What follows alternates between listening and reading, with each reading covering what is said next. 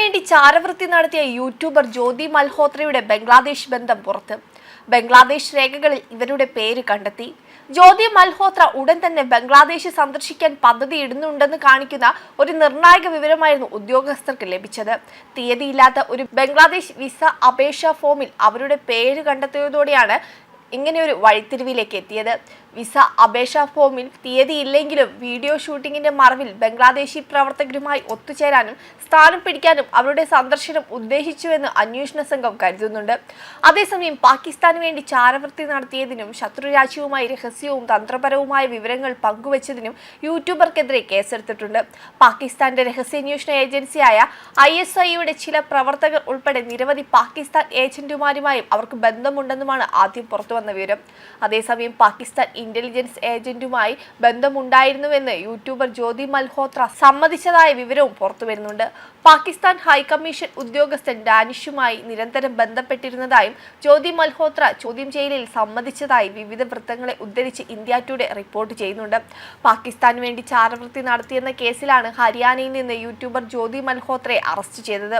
പാകിസ്ഥാനിലേക്ക് യാത്ര ചെയ്യുന്നതിനുള്ള വിസ ആവശ്യത്തിനായി ഹൈക്കമ്മീഷൻ ഓഫീസിൽ 2023 എത്തിയപ്പോഴാണ് ആദ്യമായി ഡാനിഷിനെ പരിചയപ്പെട്ടതെന്നും ചോദ്യം ചെയ്യലിൽ ജ്യോതി മൊഴി നൽകിയതായാണ് വിവരം.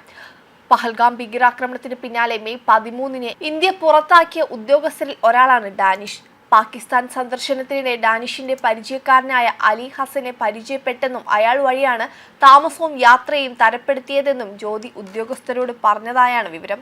പാകിസ്ഥാൻ ഇന്റലിജൻസ് ഉദ്യോഗസ്ഥരെന്ന് കരുതപ്പെടുന്ന ഷാക്കിർ റാണ എന്നിവരെ അലി ഹസൻ പരിചയപ്പെടുത്തിയെന്നും ജ്യോതി ചോദ്യം ചെയ്യലിൽ വെളിപ്പെടുത്തിയെന്നാണ് റിപ്പോർട്ട്.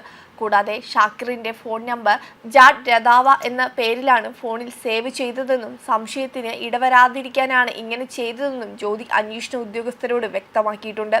ഇന്ത്യയിലേക്ക് തിരിച്ചെത്തിയ ശേഷവും പാകിസ്ഥാനി ഇന്റലിജൻസ് ഏജന്റുമായി ബന്ധം സ്ഥാപിച്ചുവെന്നും വാട്സപ്പ്, സ്നാപ്ചാറ്റ്, ടെലഗ്രാം ആപ്പുകൾ വഴി എൻസ്ക്രിപ്റ്റഡ് സന്ദേശങ്ങൾ കൈമാറിയെന്നും ജ്യോതി ഉദ്യോഗസ്ഥരോട് പറഞ്ഞിട്ടുണ്ട്. ജ്യോതി മൽഹോത്ര അടക്കം 6 പേരെയാണ് പോലീസ് ചാരപ്രവൃത്തിക്ക് അറസ്റ്റ് ചെയ്തിരുന്നത്.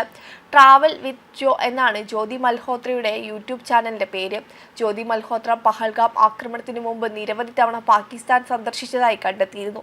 സമൂഹ മാധ്യമങ്ങളിലെ ഇൻഫ്ലുവൻസിനെ ലക്ഷ്യമിട്ടതിന്റെ ഭാഗമായി പാകിസ്ഥാൻ ഇന്റലിജൻസ് ജ്യോതിയെ റിക്രൂട്ട് ചെയ്യാൻ പദ്ധതിയിട്ടിരുന്നതായും വിവരങ്ങൾ കൈമാറിക്കിട്ടാൻ ശ്രമിച്ചതായും കണ്ടെത്തിയിരുന്നു. ജ്യോതി ചൈനയിലടക്കം യാത്ര ചെയ്തത് എന്തിനാണ് എന്നതും വരുമാനത്തിന്റെ സ്രോതസ്സും പോലീസിന്റെ അന്വേഷണ പരിധിയിലാണ്. വെബ് ഡെസ്ക് കർമ്മ ന്യൂസ്.